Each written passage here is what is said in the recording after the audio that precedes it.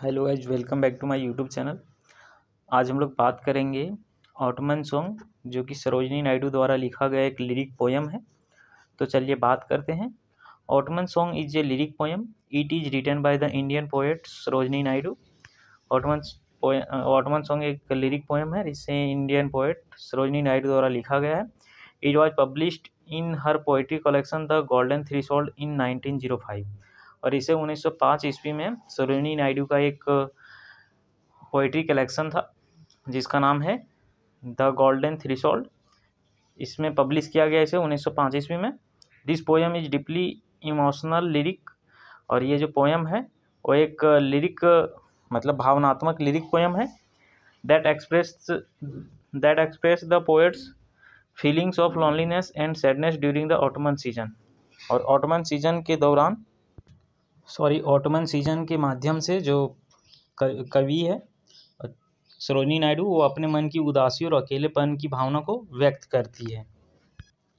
Ottoman season often seen as a season of decay and fading beauty.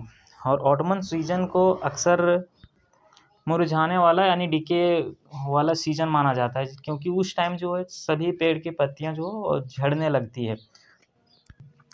But in this poem, परंतु इस poem में it becomes a symbol of sorrow and loss in the poem. और इस poem में जो ottoman season है वो एक सिंबल, एक प्रतीक है सोरो और लॉस का। It captures the transience of life and beauty, showing how everything in nature like human emotion change with time. Autumn season जो है वो ट्रांजिएंस मतलब होता है क्षण भंगुरता, जो कम टाइम के लिए होता है, जो क्षणिक होता है। वो लाइफ के जो क्षणिक टाइम होता है, ब्यूटी जो होता है लाइफ की, उसके बारे में उसको कैप्चर करता है। और showing how everything in nature like human emotion change with time. और ये दिखाता है कि नेचर के जो सभी चीज़ें हैं, जैसे कि ह्यूमन इमोशन जो भी है वो टाइम के साथ चेंज होता है, उसी तरह नेचर की जो सारी चीज़ें होती है वो भी टाइम के साथ चेंज होती है।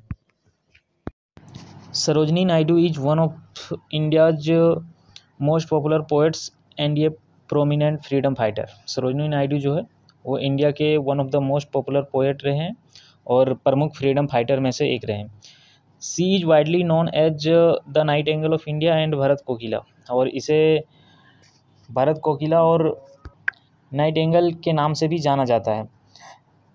सी वॉज बोर्न इन 13 फरवरी 1879 इन हैदराबाद। और इसका जन्म 13 फरवरी 1879 को हैदराबाद में होता है। एंड वाज डेड इन 2 मार्च 1949 इन लखनऊ। और इसकी मृत्यु 2 मार्च 1949 को लखनऊ में हुई। Her father doctor Aghorenath Chattopadhyay was a scientist and the founder of Nizam College. इसके जो पिता हैं अघोरेनाथ चट्टोपाध्याय, वो एक साइंटिस्ट थे और फाउंडर थे निजाम कॉलेज के। And her mother Sundari Devi was a poetess इन बंगाली। और इसकी जो माँ थी वो बंगाली की कवित्री थी, बंगाली भाषा की, जिसका नाम सुंदरी देवी था। Sarojini was very intelligent from her childhood. और सरोजनी नायडू जो है वो अपने बचपन से ही काफ़ी पढ़ने में तेज थी, इंटेलिजेंट थी। She passed the matriculation examination at the age of 12। और ये 12 साल की उम्र में अपने मैट्रिकुलेशन के एग्जाम यानी कि 10th के एग्ज़ाम को पास कर ली थी। And later she study in United Kingdom. और ये बाद में यूनाइटेड किंगडम यानी कि ब्रिटेन में अपनी पढ़ाई पूरी की। Her poetry collection such as the Golden Threshold, the Bird of Time, the Broken Wing express the theme of nature, love and patriotism. और इसके जो कुछ पोइट्री कलेक्शन है जिसमें से है द गोल्डन थ्रेशोल्ड जो कि 1905 में पब्लिश हुआ, द बर्ड ऑफ टाइम 1912 में पब्लिश हुआ, और द ब्रोकन विंग 1917 में पब्लिश हुआ। ये सब जो है वो एक थीम को एक्सप्लोर करते हैं, जैसे कि नेचर, लव और देशभक्ति। इसमें जितने भी पोएम है इसमें सभी जो है वो एक ही थीम पे बेस्ड है, नेचर, लव और patriotism. She played an important role in India's freedom movement. और ये इंडिया के फ्रीडम मूवमेंट में ये हम भूमिका निभाई, यानी कि भारत को आज़ाद करने में भी इसका भी एक अहम रोल था।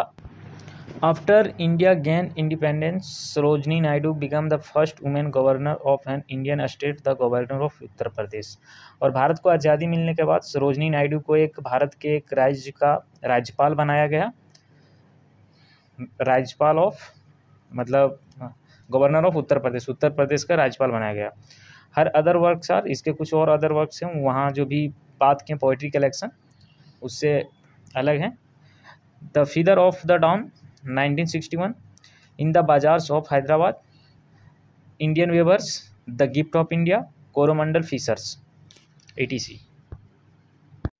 In the first stanza, the poet compares the beautiful sunset to a moment of happiness that appears suddenly during a time of sadness.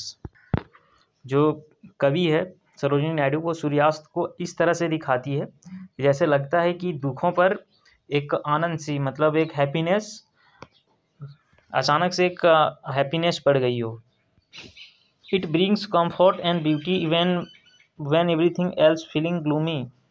और ये जो है जो ऑटोमन सीजन है वो कंफर्ट लाता है और ब्यूटी लाता है, सुंदरता लाता है और सभी लोग ग्लूमी फील करते हैं। The setting sun looks as if it is resting और hanging on the clouds in the sky, creating a peaceful and glowing scene. और सरोजिनी नायडू कहती है आगे लाइन में कि जो सूर्यास्त है वो सूर्यास्त होते समय ऐसा प्रतीत होता है कि मानो जो सूरज है वो बादलों पर टंगा हुआ है और जिससे जो आकाश जो है वो सुनहरा दिखाई देता है, ग्लूमी दिखाई देता है। The poet describes the sunset as a golden stone where the ships shine brightly. कवि कहती है कि जो आकाश है उसमें सोने जैसा तूफान उठ रहा है, स्टॉर्म उठ रहा है।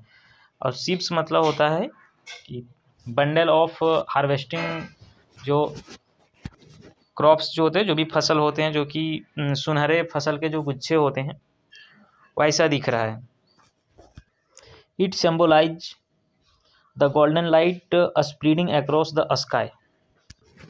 और ये सिंबलाइज है करता है जो गोल्डन लाइट होता है जो पूरे आसमान में फैला हुआ है, यानी कि सूर्यास्त जो होता है उसकी जो किरणें होती है वो स्वर्णिम किरणें होती है, यानी कि गोल्डन लाइट होती है। The autumn leaves are beautiful that are moving lightly in the wind. जो ऑटोमन जो लीव्स होती हैं उसकी जो पत्तियां होती है उसे जो ऑटोमन विंड्स होती हैं वो उसे उड़ा देते हैं। जैसे कि जो ऑटोमन सीजन में जो पत्तियां झड़ जाती हैं, जो नाजुक नाजुक पत्तियां भी झड़ जाती है, उसे जो ऑटोमन की जो विंड्स होती है उसे उड़ा देती है। The strong autumn winds is blowing carrying clouds and leaves through the sky. और जो तेज हवाएं जो होती है autumn season. In the next stanza, अगले स्टेंजा में the poet ask the reader to listen that there is a mysterious voice calling in the wind. और कवि जो है वो रीडर से कहती है कि जो ऑटोमन जो सीजन है उसमें जो हवा चल रही है उसमें ऐसा लग रहा है कि कोई आवाज़ पुकार रही हो।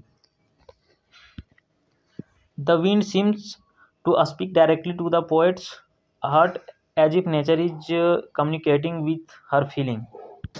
और जो हवा है उसकी आवाज़ ऐसी लग रही है जैसे कि जो पोएट्स जो है उससे डायरेक्टली बात कर रही है और उसके जो इमोशंस हैं उसके साथ कम्युनिकेट कर रही है। इन द नेक्स्ट लाइन, अगले लाइन में, द पोएट फील्स टायर्ड। जो पोएट्स है वो टायर्ड फील करते हैं, थका हुआ, लॉनली एंड सोरोफुल, और दुखी और अकेला फील करती है। The poets hope and dreams have disappeared just like Ottoman leaves blown away by the wind. और जो कवि जो है सरोजिनी नायडू जो पोएट है उसके भी सपने और जो भी होप है, वो जो भी उसके ड्रीम्स और होप है वो भी उस पत्तियों की तरह बिखर गया है, उड़ गया है, जो पतझड़ में जो पत्तियां उड़ी है उसी की तरह। और उसकी जो लाइफ की जितनी भी होप्स हैं वो सारे उन पत्तियों की तरह बिखर गई है। सी वंडर्स वाई वह आश्चर्यचकित होती है, why she should remain behind in this world when everything she loved और hoped for has already gone. और वह ऐसे सोचती है कि उसकी जो भी जीवन की जो भी हॉप्स थे, आशाएं थी, वो अब तो समाप्त हो चुकी है, तो उसे इस वर्ल्ड में क्यों ही रहना चाहिए। It shows a deep sense of loneliness and longing for piece. और ये जो है, और ये जो पतझड़ है वो लॉनलीनेस और लॉन्गिंग फॉर पीस के लिए एक डीप सेंस देती है।